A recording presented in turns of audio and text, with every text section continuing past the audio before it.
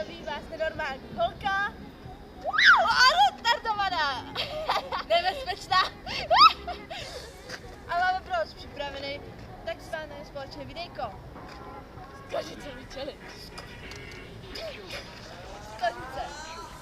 Takže rozmyslím se, že uděláme takový malý přátelský videjko. Tudiáta! Já nehrajem, když natáčíme. Takže jde o to, že vlastně přemýšlíme nad tím, že bychom mohli dělat videjko.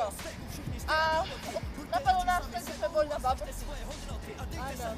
Když jsme si uvědomili, že jsme se máli toho poblili, já jsem nepoblila. No, takže jsme vzpomenuli na skořice vyčelej. Jo, takže se rozhodli, že se můžeme dokážet poblej. Ano, takže jdeme na to a nebudeme to vůbec přetahovat. Máš příčku?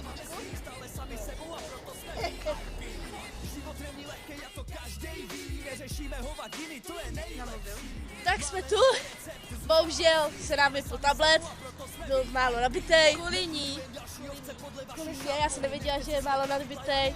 Takže jsme tu, videa spojíme, nebojte se, všechno bude OK. A teď jsme se rozhodli tu skořici tady rozprášit. Upřímně, skořice miluje se křepem. Takže už ji nechci nikdy vidět.